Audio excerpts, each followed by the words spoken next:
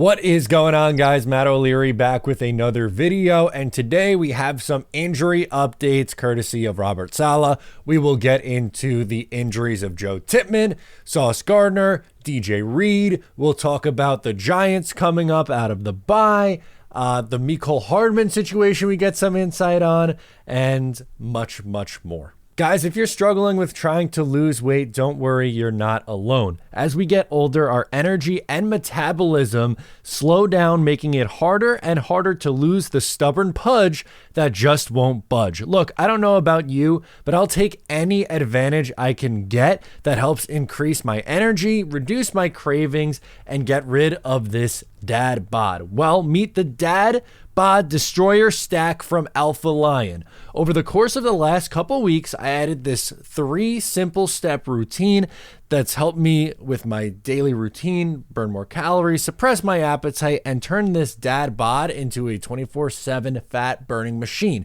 It's 3 simple steps. First, you have the Superhuman Burn, which is a 2-in-1 fat burning pre-workout. The second step is the Cravings Killer, which is a 100% all natural appetite and craving suppressant.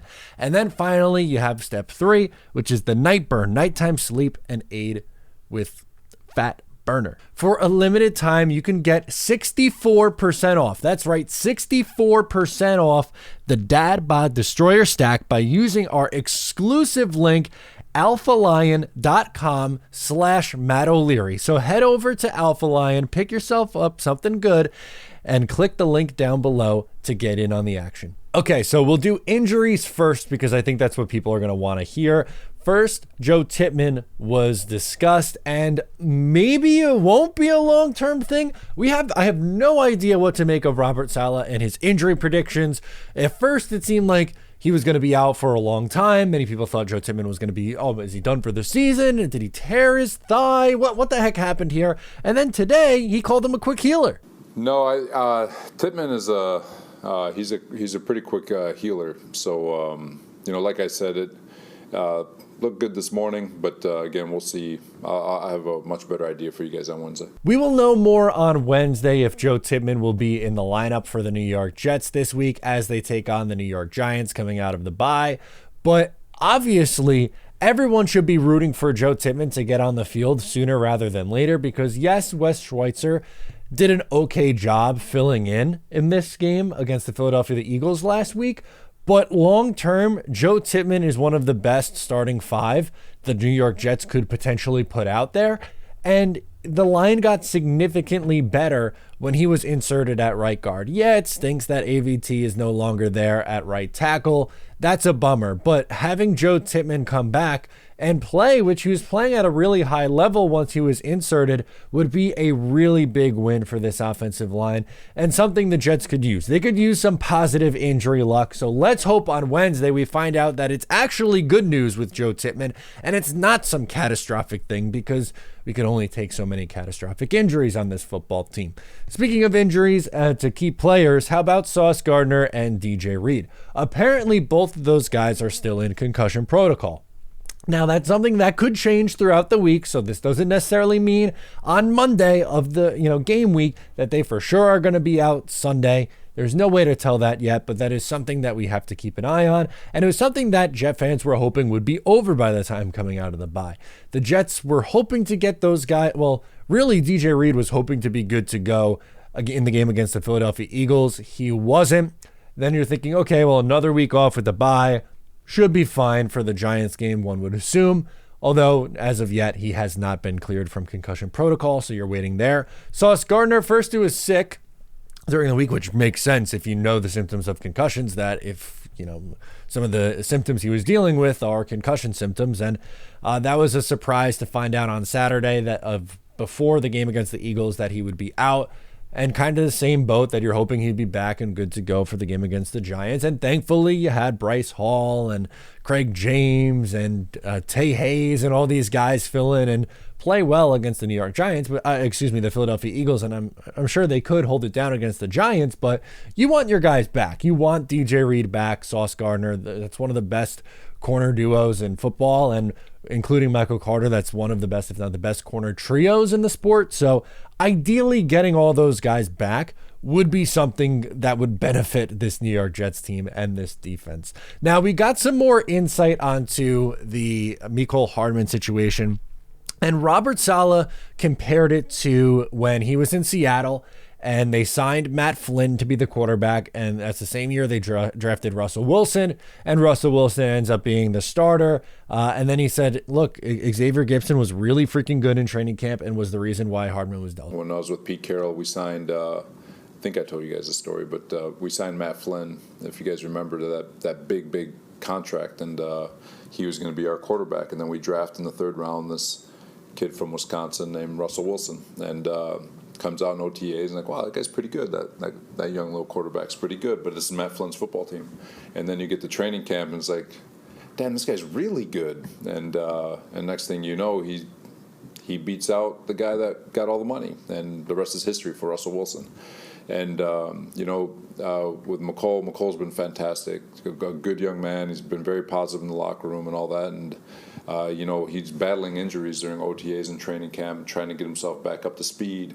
But in the meantime, while he was trying to get himself back up to speed and being limited, here comes this undrafted rookie you don't expect anything from, but you're like, wow, this guy's pretty good in OTAs. And then in training camp, it's like, man, this guy's really freaking good. And so it's just an opportunity for us to develop a young guy, and nothing against Mecole. It's unfortunate, but also excited for him and his opportunity. Thought he did a really good job on that punt return yesterday. But so it really has a lot to do with Xavier Gipson coming on and playing at a higher level than they anticipated.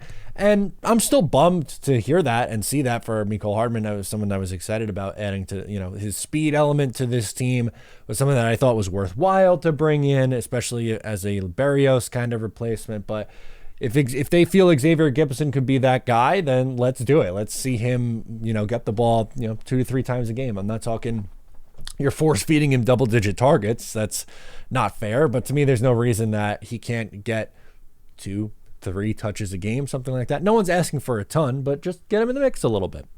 As for another injury, actually, not necessarily as in the same boat as the Tippmann, Sauce, and DJ Reed, but Robert Saleh said the Jets will play their best 5 on the offensive line, but won't give specifics on when Dwayne Brown would be, or where he would be when he comes off the IR.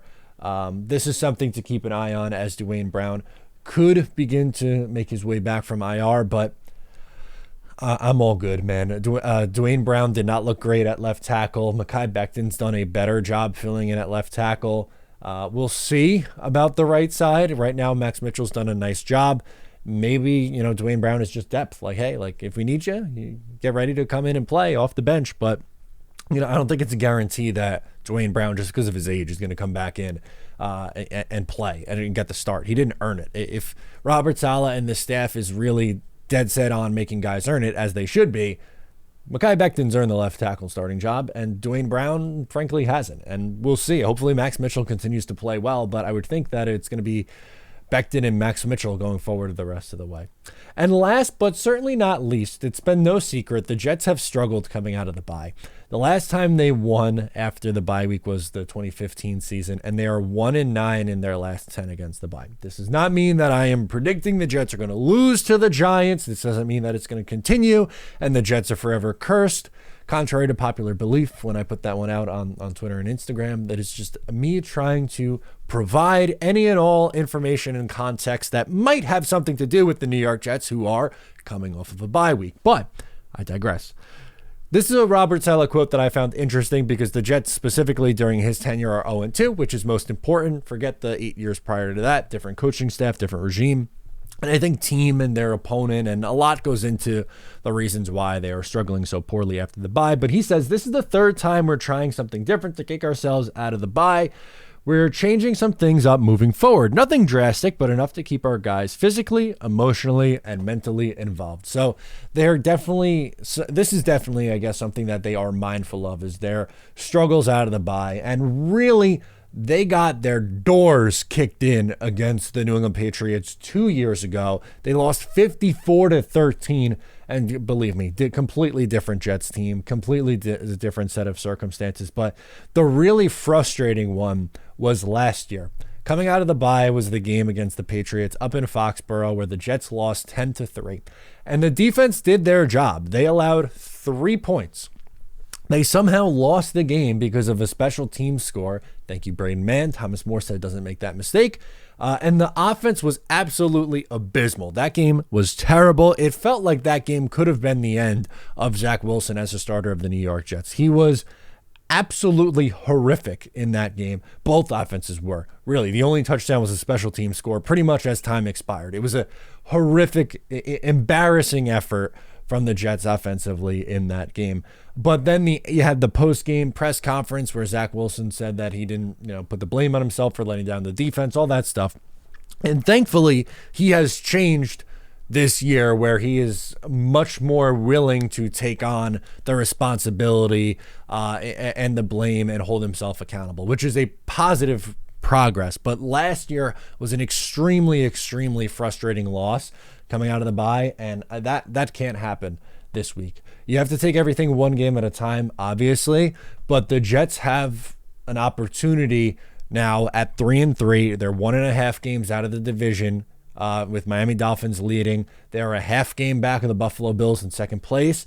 For second place, the Jets have some winnable games here.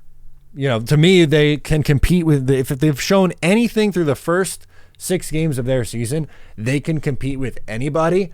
I cannot in good faith predict them to run the table and win every week. That's not going to happen in the NFL. Things happen. But they have 3 winnable games here before 2 really, really big divisional games against the Buffalo Bills in Buffalo. And then you have the game at home against the Miami Dolphins on Black Friday. But you can set yourself up in a good spot. But it starts this week with the New York Giants. You cannot overlook the Giants. They had a win. They're back in the win column. They won 14-7 against Washington. They've looked a little bit better with Tyrod on their center. And the defense has played better the last 2 weeks. So you can't overlook them. You can't. But you just got to take care of business this week. And if you do, then you're putting yourself in a good spot. Let me know your thoughts on the latest Jets news from today. Thank you so much for tuning in. Once again, I'm Matt O'Leary, and I will catch you next time.